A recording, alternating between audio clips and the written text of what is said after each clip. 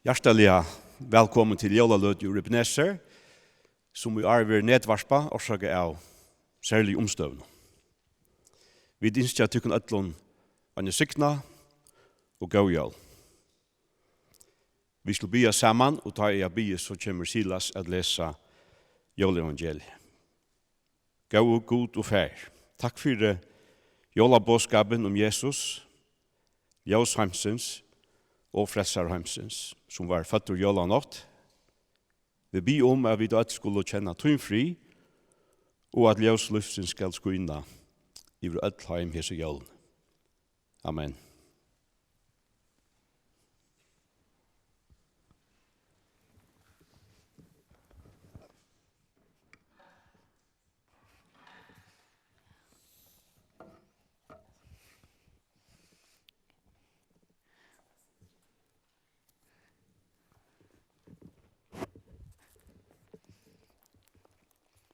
Om hesa tøyina gikk ut på fra Augustus og Kaisara at allur heimeren skulle skrivas i manntal. Men den første innskrivingen var medan Quirinius var landshövding i Syrlandet. Ta for öll at leta seg skriva hver til sin egna boi. Eisne Josef for ur Galilea, ur boin og Nazaret til Judea, til boi David som heter Bethlehem, til han var av huset og at Davids. At leta seg skriva sammen med Marie og Trulova og Søyne som var vid baden. Medan de nu var her kom tøyen at hun skulle eie. Og hon åtte sånsyn hin frumborna og sveipa i han og leie han i kruppo. Ty ikkje var rom fyrir taimon i gistiusnon. Her alai var nekri hirar og lå ute av marskene og hildo nottarvakt i fylkjesøynon. Nu stod angel herrans fyre taimon og dörd herrans luster undan omtar. Ta vårt her ekvelige ratter.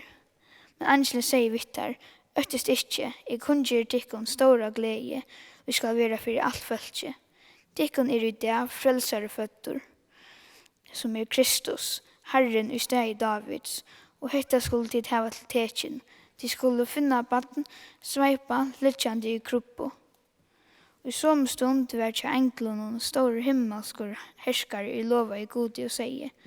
Dord vere godi av hattene, frier av hjørne, og i menneskjen går tåtje.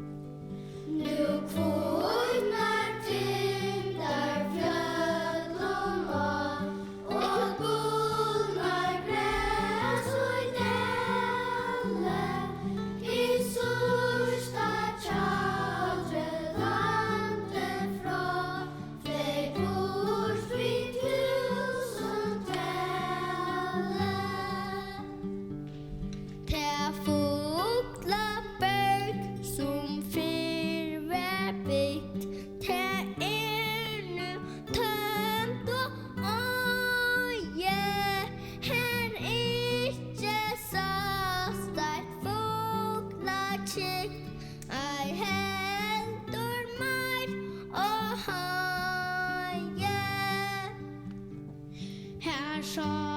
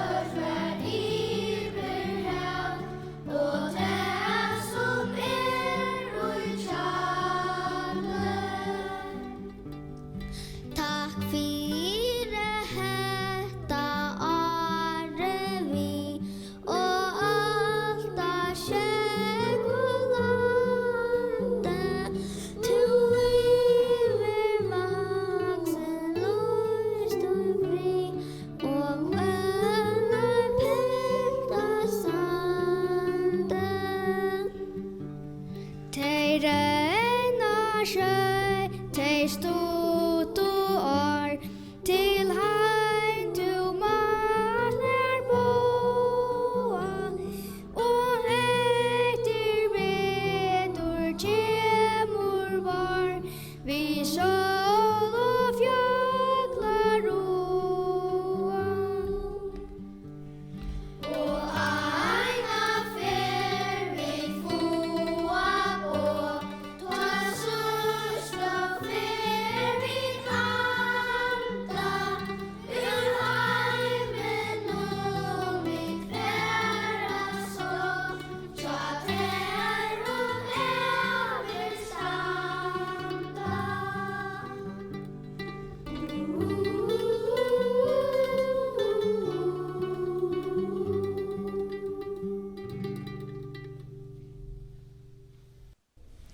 Vi hørte Trondjakor under brunne. Her sjunker sannsyn nu kvittna tintar fjøtlna. Vi tverra nu at sutja og høyra en leik, og til sundagskolabøten og i sundagsskolan i Bneser som kommer framfor han. Gjørs vel.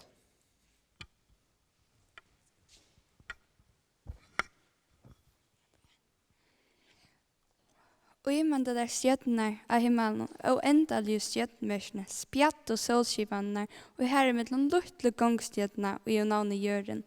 God gjør det alt, og alle menneskene. For mer enn 2000 åren sujane kom God ned til okka at bjerga okkon og vise okkon hvordan vi skulle leva.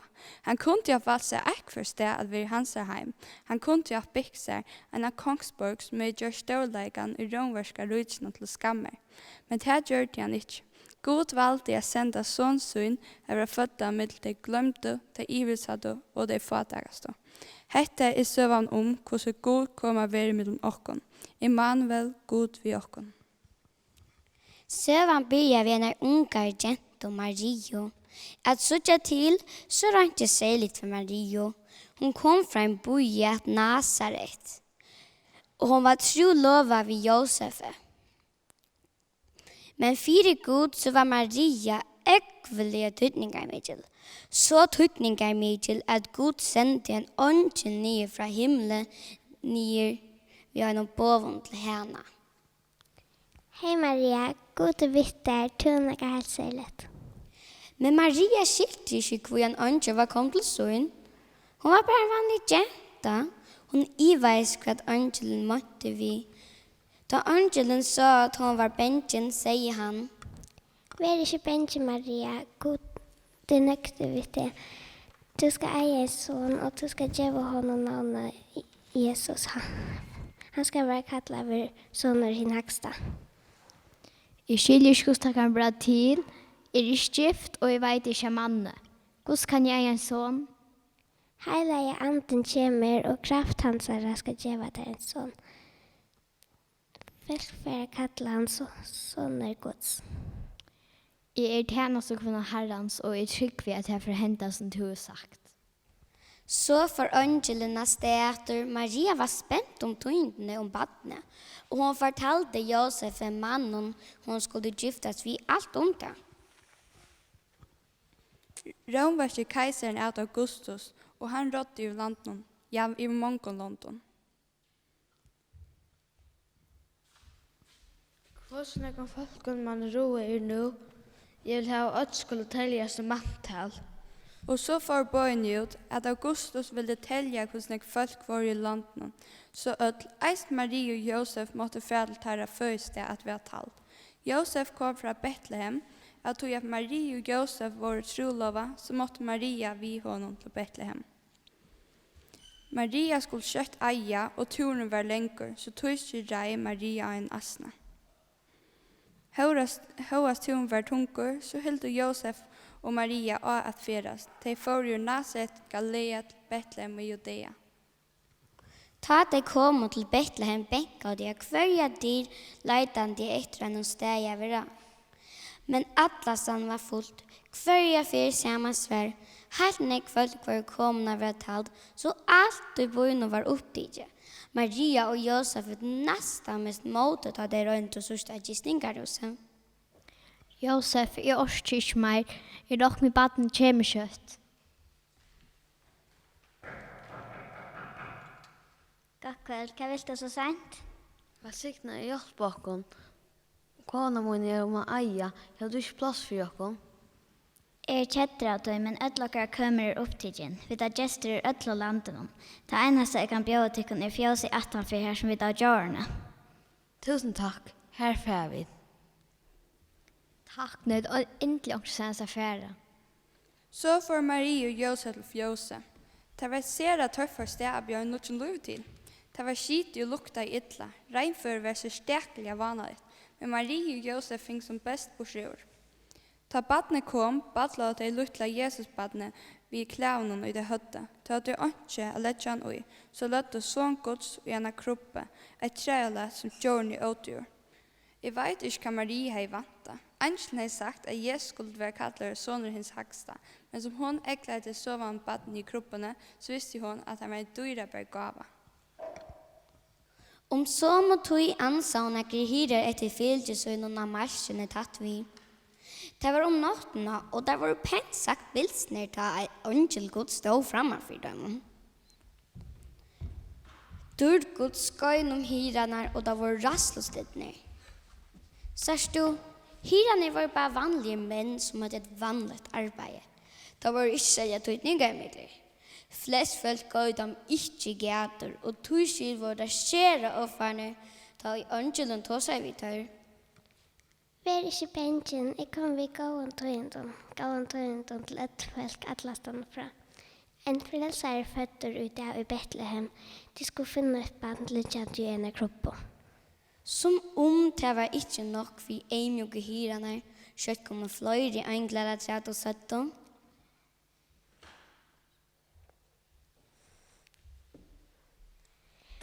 Være ute og til haksta og frigjøre gjør og i menneske gåer tøtje. Englene får atter til himmels, hyrene i hva skal det nå skulle gjøre.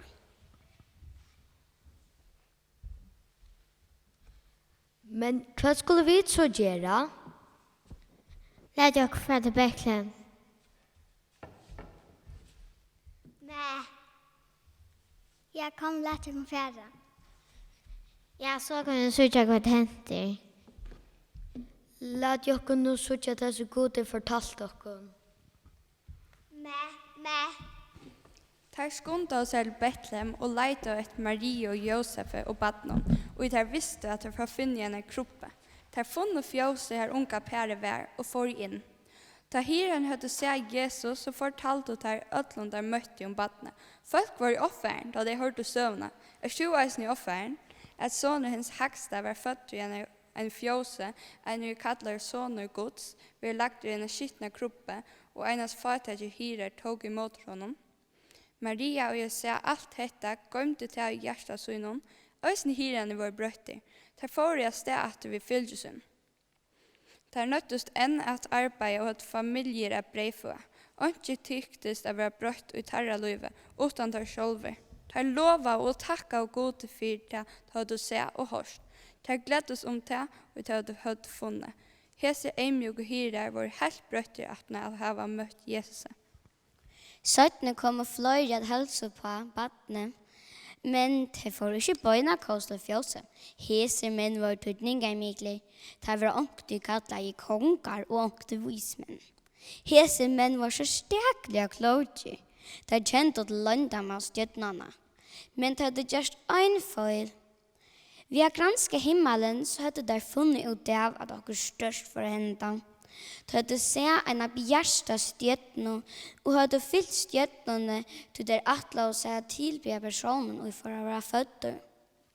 De visste at stjøtene bar på om føyen kongjøtene og hver var kongarføtter, de får bøyna løy til kongshuset. Men der funnet han ikke her. Hikk, her stjøtnan. Så der atter stjøtene, og der fylte stjøtene. De fylte stjøtene, og der fylte henne inntil hun stekkeie. Vismennene så badene og tilbåda. Der gav gaver til Jesus-badene.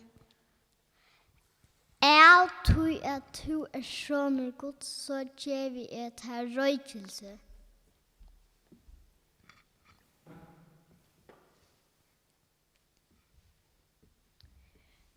At du kongarna kongur, gjev vi der gull.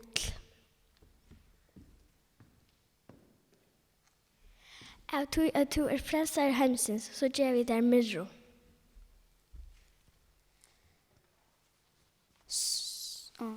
Hese tutningar mikle menn var vanlig ikke fatøk om bygden, og så slett ikke i fjåsen. Men i øynene skytten om fjåset gav der luftla baden noen dyra bare gaver. Gaver var i atla var en konge. Der hadde skilt at kong og jødene var føtter. Engarne søtte at det var god tøyende for alle mennesker om atlan heimen. Og just henta føring blir god tøyende. Så da vi suttje okkara frelsere kom mellom okkon, ikke som en fjerde goder, men et eimjuk pinkebad, så byrste det vån til alle mennesker at vi alle kunne komme til hans her. Om vi er rik eller fatøk, tøytninga middel eller glømt.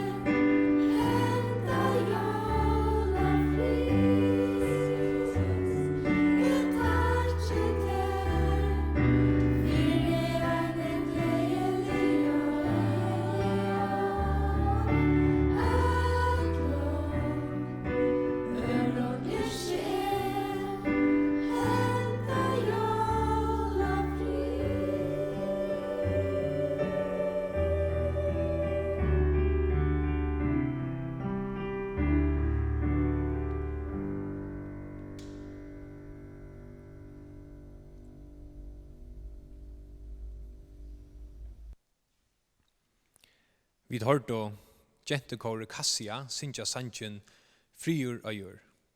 Vi færa nå å høyra Frutjer, som sitter her beint, fortelja aknen og søve. Gjørs vel, Frutjer. Takk. Ja, nå færa vi da til å høyra en søve om en drong som heter Jimmy. Jimmy, som du sutja myntene, han ikke glæver. Han ser ikke glæver ut helt. Det tog at han så rævlig ensamadler. Jimmy ena bad, han onka syster og onka bøtja spela vi. Og i det, ta alle vimmenner til honom opptikner vi okkurst annet, det ikke tog jeg spela i det. Så man gonger om han etter gøtene, der regnar, kjegelig vever, så han så rinkonlig, han ser ikke, han bærer gonger og hikker nyer. Knapplig han og høyrer han, Hå, hva det som sitter her og gongobreidene? At en løytel fitter hundakvalper, han så jøkken og bløyter til det regna så ytla. Men han hikker rundt han seg, han ser onkan vaksna her. Det har tatt løyen, ensamadler hunder. Han hikker på han ved stor og byande eion. Og Jimmy, han bukkar seg nyer og teker han opp. Og ta og han hev tidsi han opp, så krøstran han i næser og skunda seg heim. Da han kommer heim, inn i køkken, råper han, mamma, hekka det jeg har funnet. En fytter hundakvalper, jeg hadde bestemt han vilster. Jeg sa, onkan vaksna nær vi noen. Gåa, mamma, kan ikke slippe øyen den hunden. Han så fytter. Men mamman, hon sa bara hur så skitig köksgolvet blev som hon akkurat hei vaska. Ikke noe gulvet hur det ser ut. Gåve för ner i tjattlaren vid någon och torskonon. Så skal jeg snakka vid pappa da han kommer heim. Så får du tarpa ner i tjattlaren. Og da pappen kom heim fra arbeid, så sier han, wow, hva har vi her? En løytel fytter hundakvalper, Han ser godt nok fytter ut, men du kanst ikke slippe behaldan gåe. Hvor ikke det? Tog at onker annar øyran. Men vi kunne sette en løsning i bløyene, så hvis onker kommer og søknast etter noen, så kunne de få han etter. Men i kveld så får vi ikke køre han ut, det rekna så ytla og bøla mist, vi tog kan slippe behaldan og i nått. Jeg halte til at du skal føre vaske nå, han så reale skiten. Ok. Så får Jimmy at køyren i bæ, og han gav noen en skål, vi høytere mjølk, og han tok en gamla skyteskur som han skær nyer, og så lei han et mjukt teppe ui, og han østene givende eta. Han gav noen brei, og han åt kvønn måla. Og da han var kommet litt i kurven, ta stønn sånn igjen. Og som han sa fytter ut, han la her og svev. Jimmy satt ut trappene og eklet igjen. Nå måtte Jimmy selv være i sång. Han får spekler gengande opp trapperne og sette horene av glopp. Fyre til at han går til høyre hånden, visste nå han vakna i nattene. Og Jimmy, han spalte kvønte vi den hunden. Han gav noen navnet Bonnie. Og kvønte at Jimmy kom hjem i skolen, så spalte han og Bonnie sammen. Han lærte han alt møvelig. Det var så stortligt. Nå var Jimmy ångande ensamadler. En dag sier han ved mamma og pappa søn, kan jeg ikke slippe øynene og lykke vel? Men de sa då, nei, varst du hva, Jimmy? Nu har vi sett hvordan strevet det at ha en hund. Vi tøymer ikke at ha en hund. Tøymer ikke okkur. Og han var kjøttstid. Kunne atle hvordan for herma av han var. Hetta kvölde gjorde Jimmy av at han og hundren skulle rymme heimene fra. Han pakket en tasko vid de viktigaste tingene som tar på kunne få bruk for det, og så får han i sång. Han skulle ikke lette seg å sove, han skulle bare late som han svev. Men det var det ikke lunsje, så la Jimmy ui fasta svøvne. Men hesa nåttene, ta byrja av sånne ringar av røyke at feras rundt i husen. Og folkene, de oppdaget av ikke. De lå bare og svøv. Men Bonnie nere i tjattleren, Han luktade. Hva det da? Brentarøyker? Nei, jeg må opp. Han sprakk opp og rann opp i køkken og langer opp i trappene opp på loftet og inn i kamer til Jimmy og han leip opp i sannsjene og slikket honom anledet og gøye harst.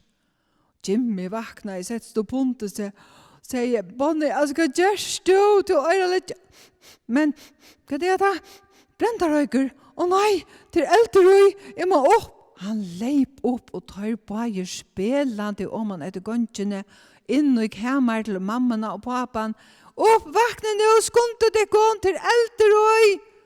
Og mamman og papen finner fætryk først og teppe, og så rundet de etter av Jimmy og Bonnie om han i stovene. Og her funnet de ut av at en glå var færen ur peisene og iver i teppet, og nå var hun hei brøtt seg rundt av teppet noen her. Og nei, de begynte at bekka glåene vid teppet noe som de høtte. Og til han var det ikke lunsje så at de finnes sløkt elden. Og papen sier, å, som det var godt at du vakte åkken, akkurat nå da du gjør det. Hvis du er boi en luttla løt jeg træt, så hei huset ganske brent nyer, og ganske høyde vi døy. Og mamma sier, det var godt, Jimmy, at du lukta i røyken og komst til å avvære åkken. Men ta sier Jimmy, å nei, det var ikke jeg. Det var Bonnie. Det var han som vakte meg. Han lukta i røyken. Å, passa da, sier mamman. Gåve, Bonnie. Takk for at du bjerga i åkken. Og papen, han hukte jo opp av Jimmy og sier, heldte du ikke Bonnie over oppe bare? Jeg slipper bygge til åkken nå. Og de kunne atla Jimmy være glæver. Jo, sier han og hoppet opp og nyer. Hatta var ordentlig godt. Tid, hesen hundren gjør det ordentlig nekk for å bjerke sånne familie fra at dødja. Men til en som har gjort nekk mer for å bjerke åkken. Det var Jesus Kristus som kom ned av himmelen. Han kom for å frelse åkken fra synden åkere. Bjerke og frelse til det samme året. Og han valgte sjølver å komme. Han bodde hjemme til pappa sønnen i himmelen og hadde ordentlig godt.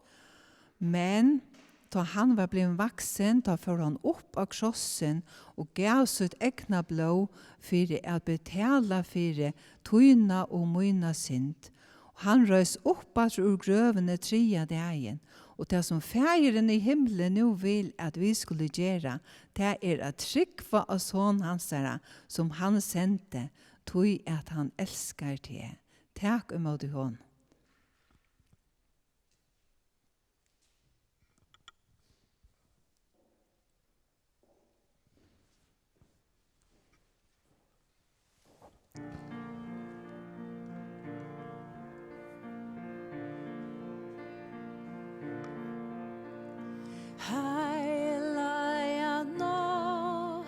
Så kvirrar stjärnor glampa och sälna nåt angel bakom ber.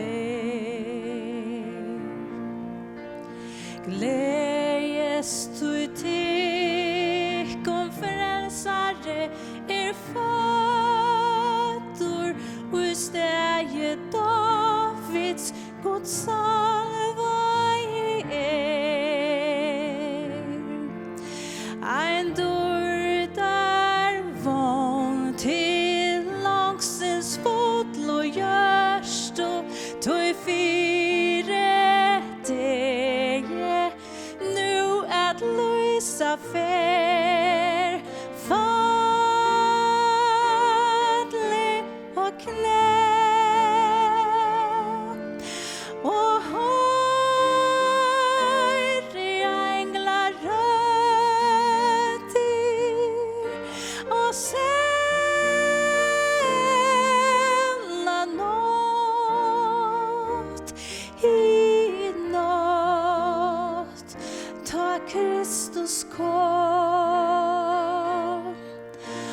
och sälla nåt i nåt och sälla nåt. Hans lejer stjärna nu så fävor skunnor tja honom lukka nu verur var ond. Som stjärna luste vismannen och i foron han lejer åkon att himmelsen strand. Du kongur konga han som låg i kropp och te förälsa kan. Där ratter vinnar hånd fattlig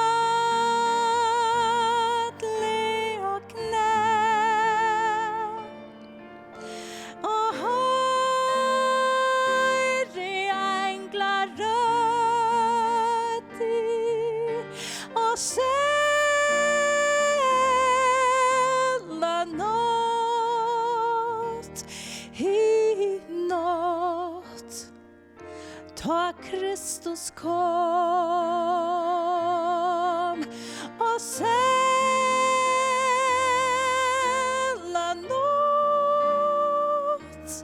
i nåt och sälla nåt. Han lärer mig her nästan mun att älska hans märke iver mer kärleike er. Må hans befri och löser träna bande hans namn nu förröjan in kua ger. Lät in dess lian tackar sång till jaua och pröjs och hajor honom fram nu ber fattlig och knä. Och hör nu änglar rötter och sälla nåt i nåt. Ta Kristus kom och sälla nåt i nåt och sälla nåt.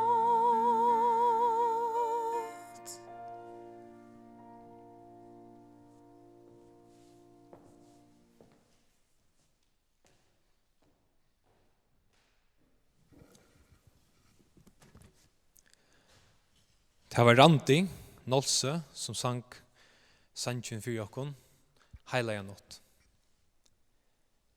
Og i Bibelen leser vi dette verset og i Matteus kapitel 1 vers 23. Modjen skal være vid bad og eia son, og navn hansara skal være kattla Immanuel, som utlagt god vi okkom. Særlige gestur kunne være stuttligere å få av vidjan. Onker hever kanskje en omme, en abba,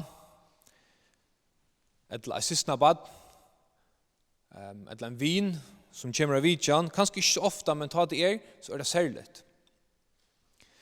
Jeg råkner vi at fra ommene, så først du et klem, og hvis det en viner, så du kanskje et high five, eller en fimmara, som man sier.